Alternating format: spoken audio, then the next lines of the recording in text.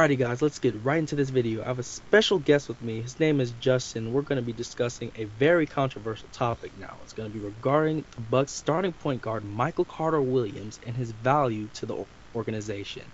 Now, Justin, I know you have your views and I have my views, and I'm going to let you speak your views right away. You go and introduce yourself to my audience.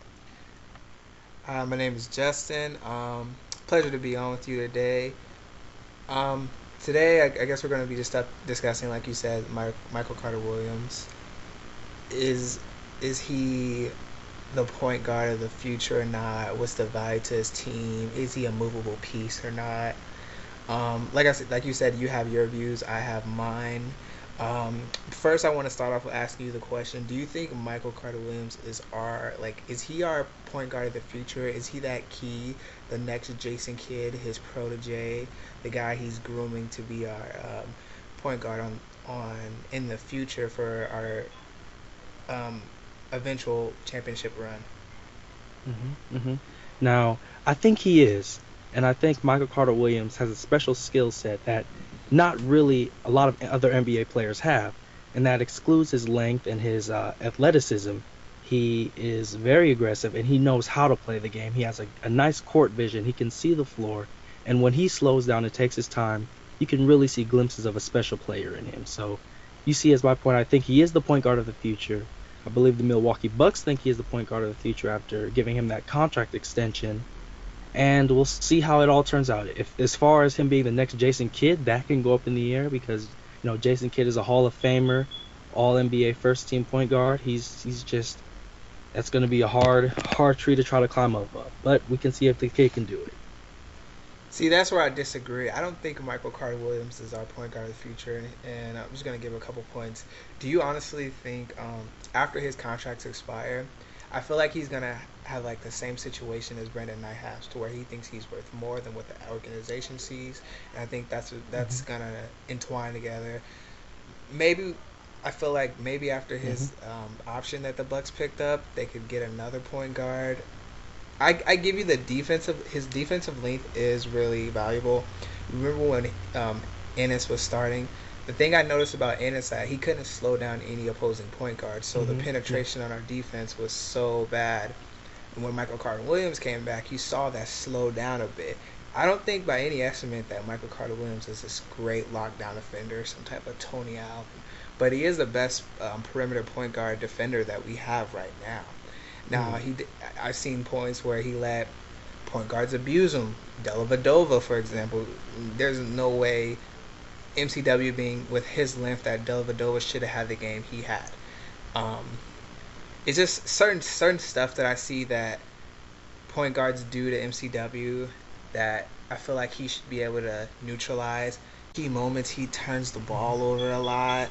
He isn't the best floor spacer, and opposing guards sag off of him a lot, and he turns the ball over quite a few. I don't know if you've seen that Hmm. in the games recently, where opposing point guards will just sag off him, and when he tries to make a pass on the block to Monroe, they steal it. Hmm. Yeah, I've noticed it, and I think Michael Carter Williams obviously he is turnover prone. Being 6'6", even though he does have the guard skills, he really is lanky still. He's going to get abused by quicker point guards because he's not the quickest player, and he's not exactly the fastest player either. And you can see it with these superstar players like John Wall and Curry. He just cannot defend them at an elite level, and that's one of the things that's going to keep him from being an elite player. Now, as far as offense goes, he's obviously not the best shooter. He might not ever be the best shooter. He's taking about the same amount of shots that he took a year ago, shooting 33% from deep. So you can take that as you will. It's below league average, but it's an increase for him, shooting around 50% from the field. So it's about what you'd want from somebody with his skill set as far as finishing goes. Michael Carter Williams, he does struggle to finish, especially over bigs. Despite his length, those guys still have muscle on him, and he's just too little to try to do that. And with that body type, to finish inside the paint is not the best option, but then to take the outside shot for him is obviously not a better option. So you're left with, well, what is this guy doing? And like you mentioned, he is at his strongest when he's attacking the basket and dishing off to his teammates with his great court vision. And with guys like Chris Middleton and Grievous Vasquez, despite his poor shooting for anybody thinking he won't ever get better, Chris Copeland, those guys can spread the floor and they'll get nice shots from him because Middleton, or not Middleton, Mike Carter Williams will attract the attention of the defense because of his explosiveness attacking the basket, regardless of he finishes or not. Because 50% of the time he's going to make the shot. And if he doesn't make it, there's another chance he gets fouled, and then, well, that 66% free throw shooting is up for question as a guard. It's obviously not acceptable, but it'll go up. He's still a young player. You have to look at that. He's 23, 24, and he's going to have some time to develop and learn the game, what he can and what he can't do. And another thing is, besides turnovers, he's been fouling a lot, and he's still learning. If you think about it, this is Michael Carter Williams' first full year on a team with a chance to win, and at the same time, he's never had a healthy year. He's always, ever since his rookie year, missed a significant amount of games due to, especially ankle injuries. True. Which is never good at all, especially for a point guard, ankle injuries, and that comes with defending players like John Wall. That he just can't do it at that level. But that's what the Jason Kidd's scheme is on defensively, with a lot of doubles and traps, and it's going to help. It hides Mike Carter Williams and even Greg Monroe's poor defense. Yeah, and to your point, even you said he isn't the greatest defender. I feel like our system kind of complements him though on the defensive end because like we do play like a strong trapping double defense, and his length does help. But for me, if you're like, what do you think Michael Carter Williams is? Is he a scorer for his point guard or a pass for his point guard? Hello, hello, can you hear me? Uh, Yeah. well, to me, he. Oh yeah, I can hear you. Is it breaking up? Okay, go ahead. No, you're fine.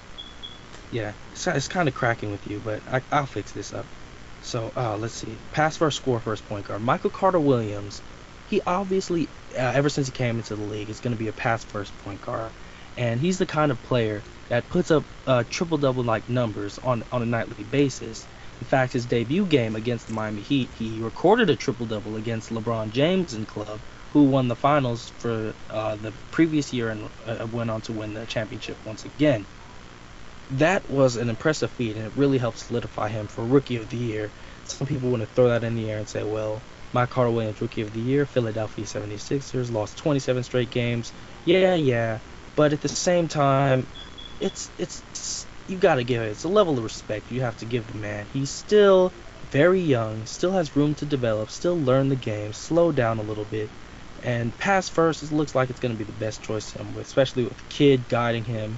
And with the guys, Giannis and Jabari, Michael Carter Williams will never have the opportunity, as long as he's playing alongside Giannis and Jabari, to be a score first point guard. It just won't happen. And with John Henson coming up, because obviously John Henson's going to stay with his team, coming off the bench, Michael Carter Williams is going to have to assist those bench guys who are going to be here for the long term. And to your point, if you're saying he's not a score first point guard, he would be more of a true point guard. 4.9 hmm assists a game isn't ideal for a true quote unquote point guard. You see guys like Chris Paul, John Wall, even Curry to an extent. The thing about Curry, his assists might not show up in the stat line because they're always passing up shots for better shots. Those type of guys can find open players, and you know, even Curry, he's putting up 30 points a game, but he still managed to at least get 5 assists, 5.5, hmm 5.6, whatever. And Yeah. Michael Carter Williams is only getting 4.9, and then he's averaging like 3, 4 turnovers a game. Like the Yeah. plus minus isn't there for turnover to assist ratio. So Yeah. I was wondering, what do you think about that?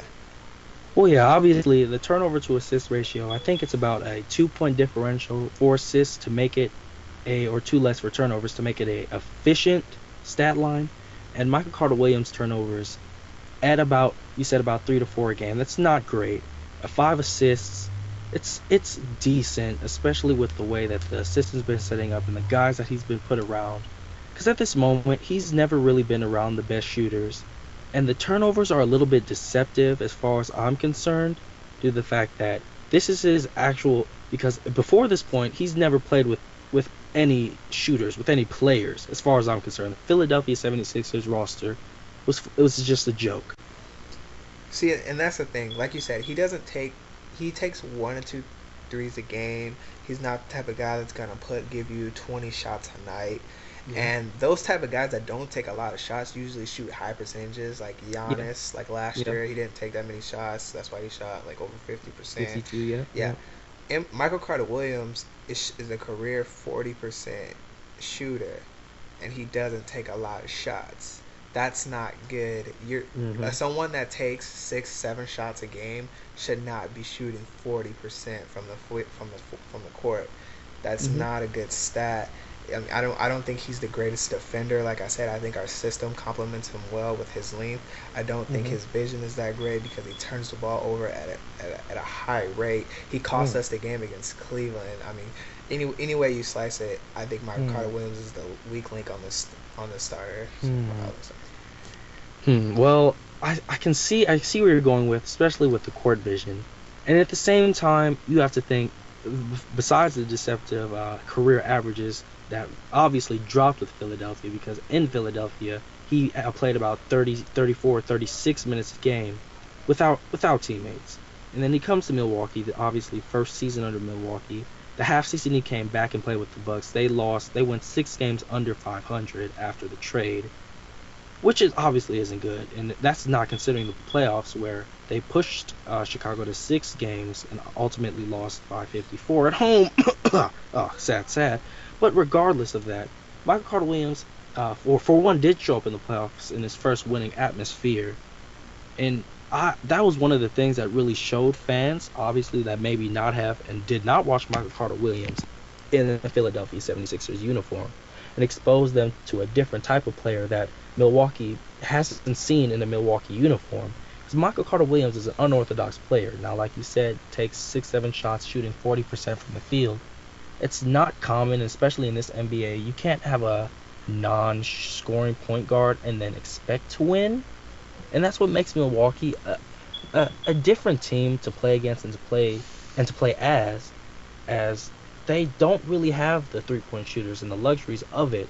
Even a year ago they didn't with Brandon Knight, but at the same time they're competing at a and maybe at a low level, and it's obviously going to increase as it is the Eastern Conference and we have a lot of young talent. But at the same time, I don't see Milwaukee ever becoming a sharp shooting 3 point team, but I can still see them competing in an NBA where shooting is starting to dominate. Yeah, and to your point, like you said, we're never gonna be that type of Golden State team where we're hitting down three after three after three to catch up in a game. So I feel like we always have to have like that grit and grind game to where we're close and then we pull it out in the end with either scrappy effort or defense or steals, turnovers like that. If Michael Carter Williams can hang around that 12 to 7 range and give me like 48% shooting, I feel like that's fine.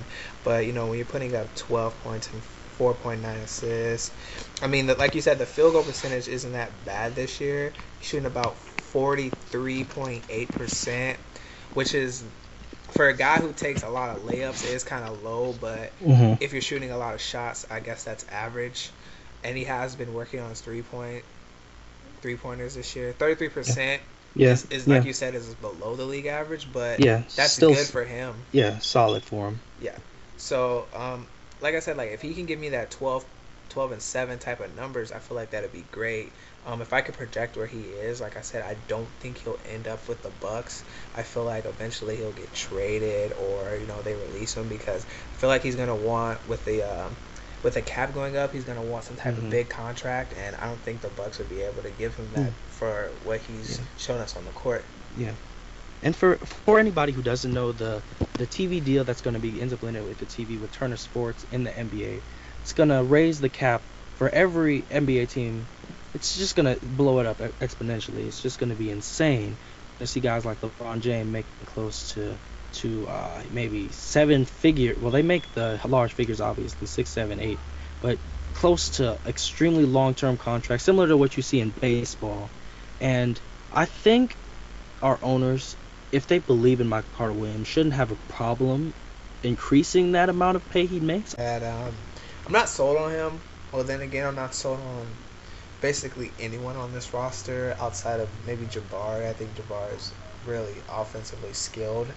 Mhm. Giannis, I feel like Giannis takes some. He coasts some time, If Giannis doesn't coast, then I'll be sold on him.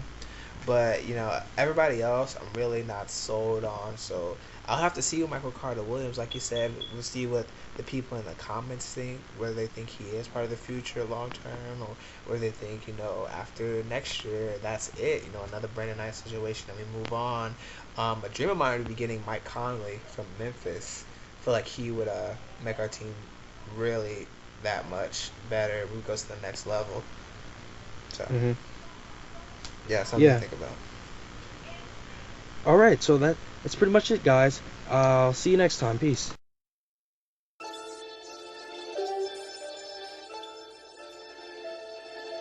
Fun. It's fun. It's fun. It's E-dubs. it's It's fun in this world we live in. Yeah. Chilling with the homies, smoking loud in the kitchen. People just mad cause I'm flyer than a pigeon. People just mad cause I made it when they didn't. But soon enough, none of that will matter. On the rise to fame and I'm climbing broken ladders. Got no chick, but my new one